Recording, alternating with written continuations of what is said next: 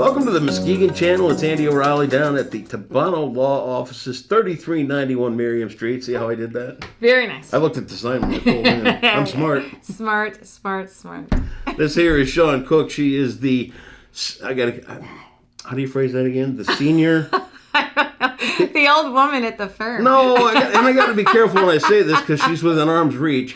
So if I say senior, is it senior consultant? How does... It doesn't matter. I just work here. Title. I work here. No title. I work here and then I talk about the law. So you do. Yeah, exactly. Well, it's great to see you. You too. It's been a couple of weeks. It's been a few. You've been busy. It's been a little crazy. It has been a little crazy. Yeah. But we're back on track. We're going to talk about some things heading into the new year now.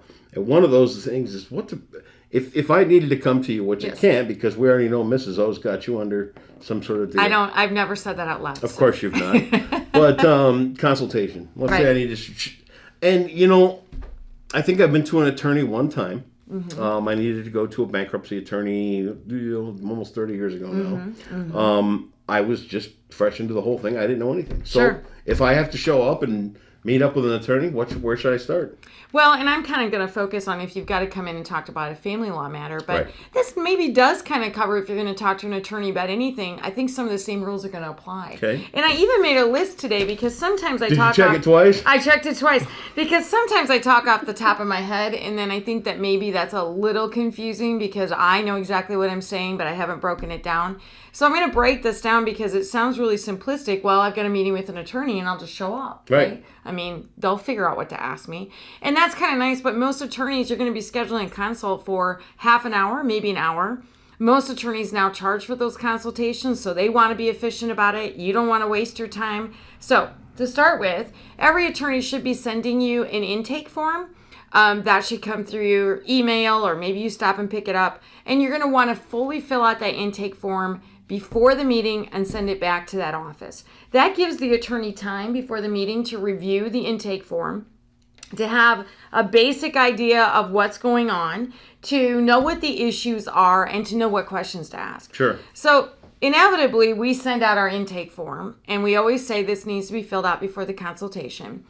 And we will have people who have not filled it out, and they come in and they'll just say, well, I'll just talk to her about it. And with all due respect, we adjourn that meeting, so to speak, and we reschedule that person because I'm wasting their time. Sure. They've paid money to set up that meeting, and we're going to spend almost all of that meeting me asking questions like, give me your address, give me your phone number, what's your email? Why? That's a waste of time. Yeah, you don't want to do that. So to begin with, just fill out that intake. Have it done, get it back in. Most people accept email, and that's a great way to have it taken care of. In a family law or bankruptcy case, you also want to list all your assets and liabilities. That just makes it so much simpler. So for everything you can think of in regards to what we own, approximate value, approximate debt, and again, we all know it's estimates when we're dealing with this on the first blush, but it's so helpful because, again, guess what someone's going to ask me? What do you think's going to happen? Right. And I don't have financial information. I don't know any of the issues, and I'm just stabbing in the air, right? And I don't want to do that because it creates false expectations. So make sure you have that set forth. Then kind of sit down and think to yourself, okay, I'm going through this stuff. What are some things that I really am worried about? Right. Is it custody? Right. Is it going to be spousal support? Is it going to be child support? Is it going to be retirement accounts? Is it going to be the house?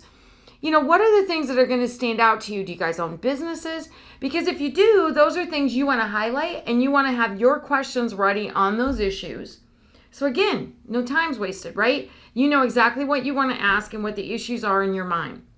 Then I tell people, again, for my purposes, and again, probably for something like bankruptcy, you're going to want to have a list of your retirement accounts and investment accounts and know what the balances are. It's amazing to me, and not to criticize, but most people have no idea what the balance is of their retirement account. Nope. They don't know if there's a loan on the account, how much is owed. They don't know, what's sitting in an investment account. Well, for practical purposes, it's good to know those things. But if you're going through any kind of legal action, you definitely want to know. Right. Then you want to bring your tax returns. This is especially important if we have people who are earning income that might be self-employed or own businesses, because it's going to give me, again, an idea what's coming in, what's going to be excluded. What is the number one question people ask me? What am I going to get for child support? Yep. What am I going to pay for child support? And am I going to get spousal support? Right. And I always have to say to them, I don't know. Right. Because I haven't seen your numbers. Then if you're looking at a second marriage or a third marriage, or if you have property that has come into that marriage that you believe was really yours and yours alone, somebody's got to know about that. Sure. So you should have this little kind of line about separate property. I owned this before the marriage. I inherited this during the marriage. This was gifted to me during the marriage. And then from there, the attorney can start to figure out, okay, what was our premarital value? What's our value now? What are we looking at for an increase or a decrease? Wow. Again, incredibly important, right? And then I say to people, bring another set of ears. Yeah. Now, I'm... Oh, my God. Yeah. I'm sitting here just listening. Yeah. I'm like 5 questions Right. ago, right? Right. Yeah. Right. So now I don't really enjoy when there's 7 people in the room. So maybe don't bring your top 5 friends. But I think it's a good idea when you come in to have another person sitting and listening, helping to ask questions, and then being that resource that remembered what happened in the room. Right? It's kind of like when you go into the doctor's office for something that you consider to be kind of a big deal. Right? It's nice to have that person next to you because you're thinking all kinds of other things and you're kind of wrapped up in the emotions of it. And you've got another person sitting there next to you that's not in the emotions, but really just trying to hone in on the facts, right? So, another set of ears. And then the last thing, and I don't know if it's the last, but please bring all paperwork. So, if you're going to talk to your attorney about custody, the attorney needs to know what's the last order of custody. You want to talk to them about child support? What's the last order of child support? And where are the guidelines that the court would have put with it? What if you want to talk to me about enforcing the judgment of divorce? I sure would like to see that judgment of divorce. Yeah. And if you've got matters pending in the court, you need to bring all that paperwork with you so the attorney can take a look at it and go, oh, bingo, here's their issues. There's a lot. There's a lot there to think about. It is quite a bit. And I'm going to tell you what. You brought up that, having a thunder buddy in the room there with you. A thunder buddy. Okay, Yeah, that's an interesting term. I don't know what that means, but I like it. Well, I mean, it's, when you're getting news and things that are overwhelming, it's somebody there to listen to. And it just kind of flashed me back to an exam at the Mayo Clinic when Cindy was in the room. Right. Know where you wanted a wife. Right. I mean, you just want somebody else because... No, you didn't. You get where I'm going with that? No, I don't want to hear that. I don't. But I'm just saying, in regards to your legal issues, and maybe not, physical, the problem is that as we go through something that's traumatic, we cannot remember often words that are said to us, right? Right, yeah, because if you're in a situation and it's personal, it's the heat of the moment, and so much is on the line, you panic. It's just natural for you to do that. You're hearing bits and pieces. Yep. You're very concerned about getting your story out. Yep. You're very concerned, and the emotions. The emotions always, 9 times out of 10, someone's going to sit in a room with me. And, this is why we have a box of Kleenexes. Yep. And I don't say it to be kind of crappy. I'm just saying it's emotional. It's hard. It's a super difficult time. You're about to tell somebody across the table something extremely personal. Yep.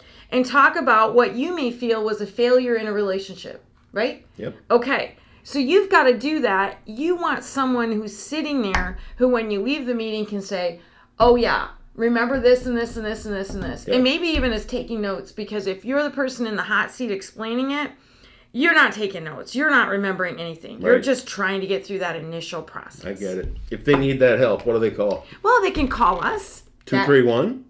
Yeah. 894-0909.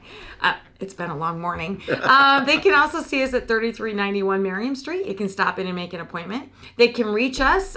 We've got a handy-dandy website that runs to the side or below this. I don't know where you're putting it today, right? Okay. Yeah. And they can also check out our webpage. They can email me, ShonC@TabonoLaw.com. Instagram, Twitter, everywhere. You're everywhere. We are kind of in a lot of social hubs these days. I'm even on Facebook, and so I get Facebook Messenger a lot of times too. So most that's of the time fine. It's me at night. No, that's I know. I'm super creepy, and that does not happen. Because it's not true. He makes stuff up. All right, so anyway, that's how they can get a hold of us. Get a hold of her. She'll take care of you. Make sure you get all the help you need at Tabono Law. It's really a great place, and we appreciate all you do for us. Appreciate you. Bye for now.